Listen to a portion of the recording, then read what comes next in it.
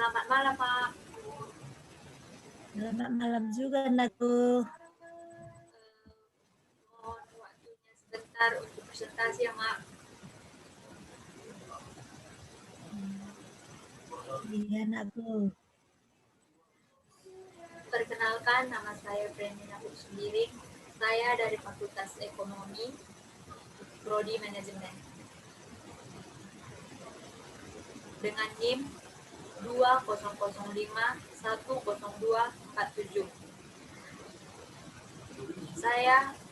Di sini saya akan mempresentasikan studi kasus saya yang beberapa waktu lampau saya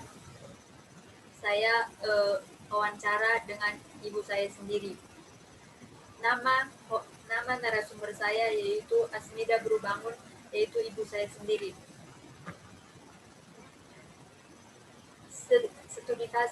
Judul studi kasus yang saya ambil yaitu seorang petani jagung.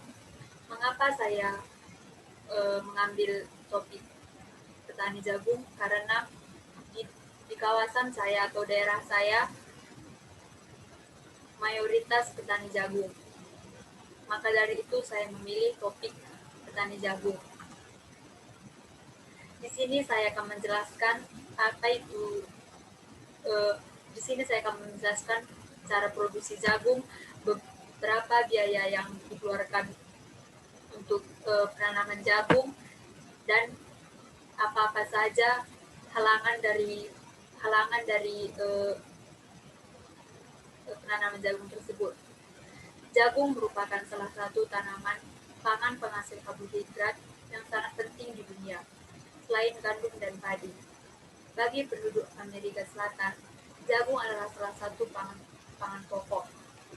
Sebagaimana penduduk Afrika dan beberapa di daerah di Indonesia, termasuk daerah saya, jagung itu beradaptasi di suhu yang rendah dan kawasan tinggi. Jagung merupakan tanaman datar rendah dengan suhu yang hangat dan penyuka cahaya matahari penuh.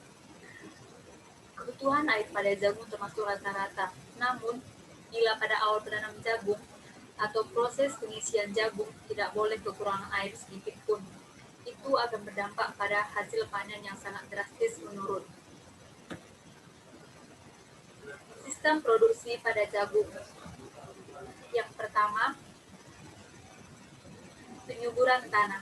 Penyuburan tanah itu biasanya dilakukan awal untuk menanam jagung. Biasanya kami menggunakan traktor, yaitu untuk membajakan tanah, untuk penyuburan tanah juga. Yang kedua, pemilihan biji jagung yang unggul. Ini termasuk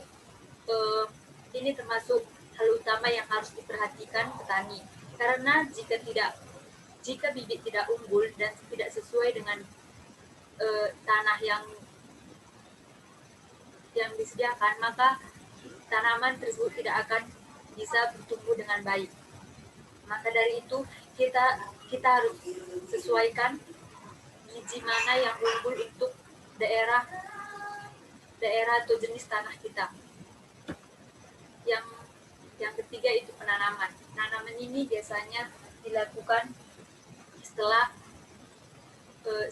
hujan dan air cukup ditanam. Ini biasanya jika di ladang saya itu memerlukan 7 orang, 5 orang untuk menanam dan 2 orang untuk penggalian tanah. Penyemprotan hama. Penyemprotan hama ini biasanya dilakukan setelah penanaman selesai. Dan ini dilakukan setelah sehari penanaman, karena hama akan datang dan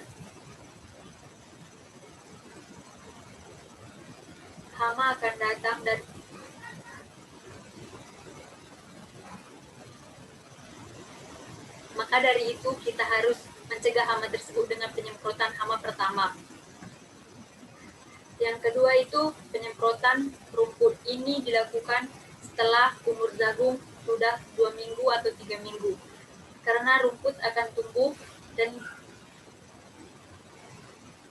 beberapa hewan yang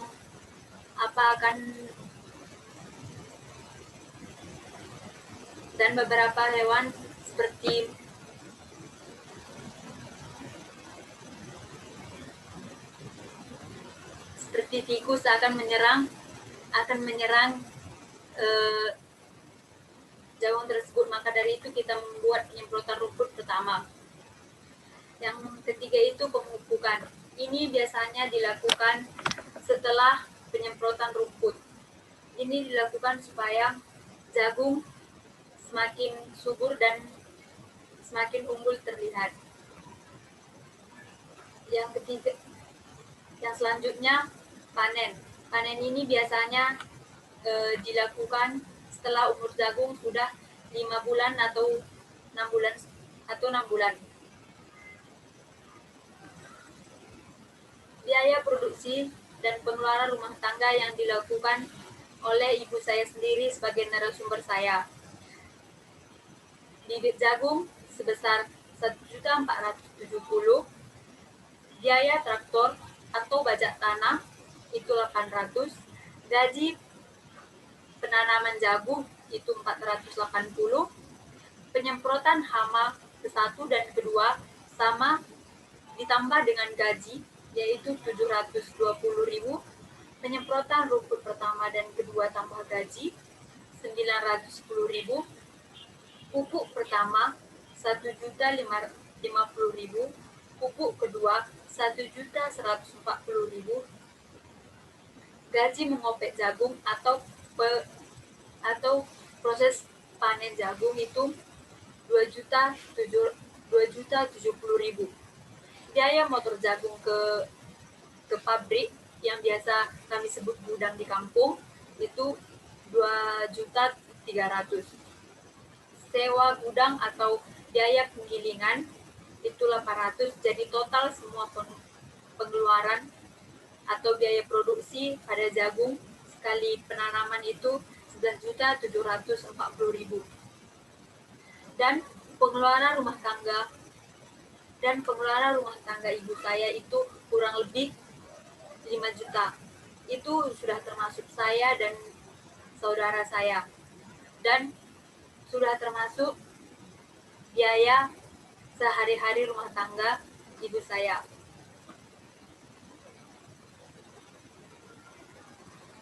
Permasalahan pada jagung. Permasalahan yang pertama biasanya itu cuaca dan iklim. Cuaca dan iklim ini sangat berpengaruh pada penanaman jagung. Karena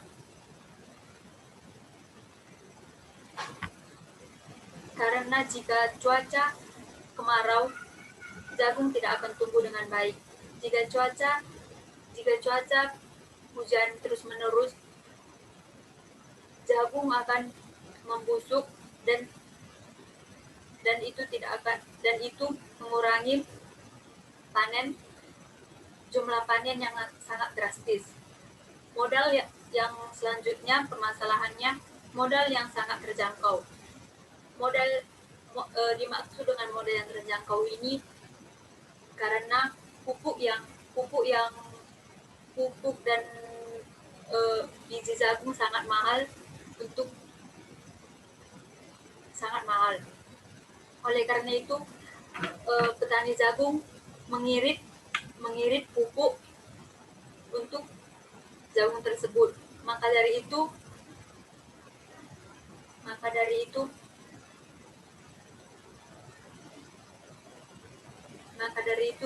jumlah jagung yang dipanen tidak begitu memuaskan karena pupuk yang dilakukan hanya sedikit.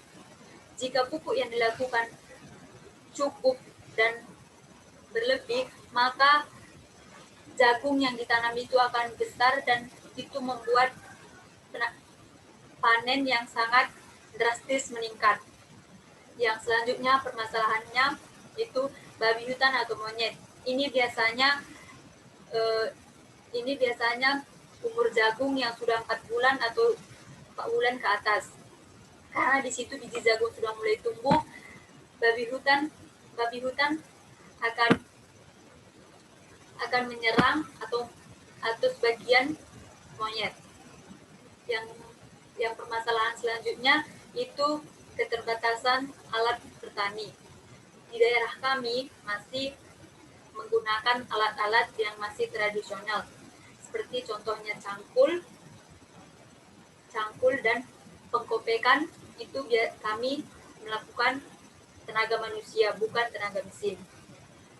Itu merupakan permasalahan bagi kami para petani di daerah saya. Yang kedua, harga jagung. Harga jagung biasanya tidak stabil, kadang menurun, kadang naik, tapi lebih cenderung harganya menurun. Selanjutnya, solusi permasalahan jagung. Yang pertama, untuk babi hutan dan monyet itu harus dijaga ketat siang dan malam dan membuat pagar dari bambu di sekeliling ladang. Itu biasanya di pinggir-pinggir supaya babi hutan tidak masuk dan monyet. Itu biasanya kami menjaganya dari pagi hingga malam supaya babi hutan dan monyet itu tidak masuk ke ladangnya. Yang selanjutnya itu keterbatasan modal. Keterbatasan modal itu biasanya pemerintah menyalurkan pupuk, yaitu yang disebut sebagai partai-partai gitu di daerah saya. Dan biasanya ibu saya itu mengambilnya untuk membantu pupuk pada penanaman jagung kami. Yang selanjutnya, untuk cuaca dan iklim, jika musim kemarau para petani menyiram jagung dengan cara penyemprotan. Untuk cuaca iklim, yaitu kemarau, biasanya para petani itu menyiram jagung dengan cara penyemprotan air yang dibawa biasanya dari rumah. Selanjutnya, jika harga jagung itu biasanya dilihat dari kualitas jagung. Jika kualitas jagungnya umurnya pas dan bagus, itu akan membuat harga jagung meningkat. Tapi jika kualitas jagung menurun, maka harga jagung juga menurun. Jadi harga jagung biasanya dilihat dari kualitas jagung itu sendiri. Thank you, terima kasih Mak atas waktunya. Sekian presentasi saya. Terima kasih. Solusi dari permasalahan saya sudah pas, Mak. Anakku. Udah anakku. Jika ada kesalahan kata, tutur, atau apa yang saya buat, mohon maaf, Mak. Iya anakku. Sekian presentasi saya. Terima kasih. Selamat malam kembali, Mak. Terima kasih juga.